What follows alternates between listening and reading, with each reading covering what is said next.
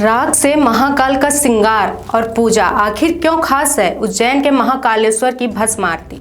नमस्कार, मैं अल्पना, आप देख रहे हैं हिंदी न्यूज मध्य प्रदेश छत्तीसगढ़। किंवदंतियों के मुताबिक बरसों पहले महाकालेश्वर की आरती के लिए जिस भस्म का इस्तेमाल किया जाता था वह शमशान से लाई जाती थी। हालांकि मंदिर के मौजूदा पुजारी इस बात को खारिज करते हैं। होली के त्योहार पर उज्जैन के महाकालेश्वर मंदिर के गर्भगृह में सोमवार सुबह जिस भस्म आरती के दौरान आग लगने की घटना घटी, उस भस्म आरती का बड़ा धार्मिक महत्व है। उज्जैन का महाकालेश्वर मंदिर भगवान शिव के 12 पवित्र ज्योतिर्लिंगों में एक है तथा इस मंदिर में प्रतिदिन तड़के की जाने वाली भस्म आरती का बड़ा धार्मिक महत्व है। इसका गवाह बनने के लिए देश दुनिया के भक्त उज्जैन पहुंचते हैं।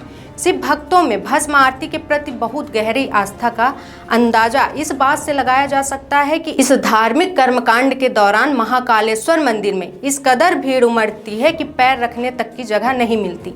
अगले सुबह 4 बजे शुरू होने वाली भस्म आरती के लिए रात 1 बजे से महाकाल मंदिर परिसर में भक्तों की कतार लगनी शुरू हो जाती है, क्योंकि वे गर्भगृह के ठीक सामने बैठकर भस्म आरती के दौरान महाकालेश्वर के अच्छे दर्शन करना चाहते हैं। भस्म आरती के दौरान केवल पुजारी गर्भगृह में मौजूद रहते हैं और किसी भी भक्त को इसमें दाखिल होने की अनुमति नहीं होती। जैसा कि नाम से ही स्पष्ट है कि भस्म आरती के दौरान भस्म यानी राख से भगवान शिव के ज्योतिर्लिंगों की आरती की जाती है। पौराणिक मान्यताओं के मुताबिक भगवान शिव को शमशान का साधक के रूप में भी देखा जाता है और भस्म को उनका श्रृंगार भी कहा गया है। जिस भस्म से महाकालेश्वर की आरती की जाती है उसे गाय के गोबर से बने उपले को जलाकर तैयार किया जाता है। भस्म आरती की प्रक्रिया करीब 2 घंटे चलती है। इस दौरान वैदिक मंत्रोच्चार के बीच महाकालेश्वर का पूजन और श्रृंगार किया जाता है। प्रक्रिया के अंत में भगवान शिव को भस्म अर्पित करके उनकी आरती गाई जाती है। इस दौरान घंटे की नाद और महाकाल की भक्ति में डूबे लोगों के सामूहिक स्वर में आरती गाने से माहौल बेहद भक्तिमय हो जाता है। पौराणिक कथा के अनुसार एक बार दूसर नामक के एक राक्षस ने उज्जैन नगरी में तबाही मचा दी थी। यहाँ के ब्राह्मणों ने भगवान शिव से उसके प्रकोप को दूर करने के लिए विनती की। भगवान शिव ने दूसर को चेतावनी दी, लेकिन वह नहीं माना। क्रोधित शिव जी ने यहाँ महाकाल के रूप में प्रकट होकर अपने क्रोध से दूसर नामक राक्षस को भस्म कर दिया। ऐसा माना जाता है कि बाबा भोलेनाथ ने यहाँ दूसर के भस्म से अपना श्रृंगार किया, इसीलिए आज भी यहाँ भगवान भोलेनाथ का श्रृंगार भस्म से किया जाता है। वहीं कुछ लोगों की मान्यता के अनुसार भस्म आरती की कहानी शिवलिंग की स्थापना से ही मानी जाती है। दरअसल प्राचीन काल में राजा चंद्रसेन शिव के बहुत बड़े उपासक माने जाते थे। एक दिन राजा के मुख से मंत्रों का जाप सुन एक किसान का बेटा भी उनके साथ पूजा करने गया, लेकिन सिपाहियों ने उसे दूर भेज दिया।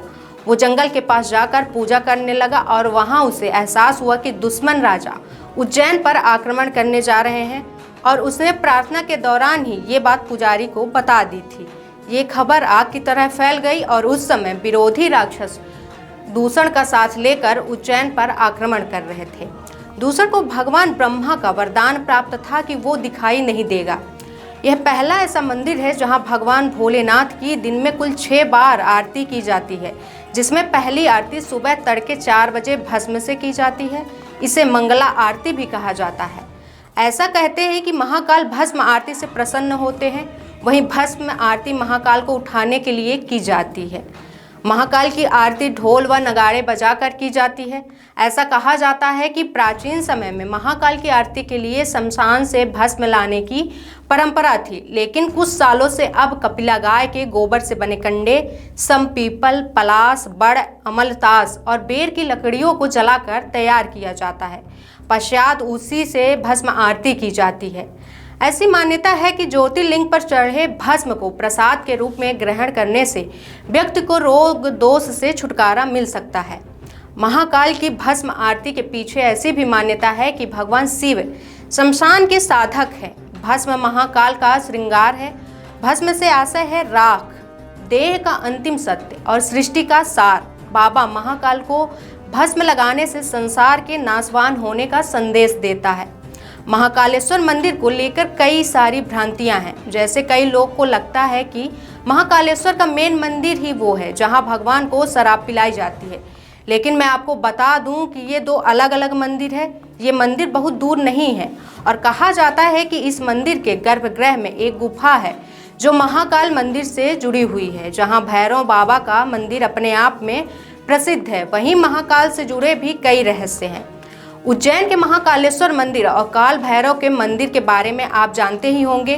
काल के भैरव का मंदिर देश का ही नहीं बल्कि दुनिया का एकमात्र ऐसा मंदिर है जहां भगवान शिव को शराब पिलाई जाती है और जहां पूरी दुनिया में मंदिरों के आसपास शराब आदि की दुकानें हटा दी जाती हैं। वहीं दूसरी ओर महाकाल के मंदिर परिसर से लेकर इसके रास्ते तक में बहुत सारी शराब की दुकानें लगवाई गई हैं। इतना ही नहीं, प्रसाद बेचने वाले लोग भी शराब बेचने का कार्य करते हैं। 12 ज्योतिर्लिंगों में से एक महाकालेश्वर का शिवलिंग स्वयंभू अपने आप प्रकट हुआ माना जाता है। आज तक ये कोई नहीं जानता कि भगवान शिव को मदिरा पिलाने का रिवाज कब से आया और आखिर इतनी शराब जो भगवान शिव पीते हैं वो जाती कहाँ है।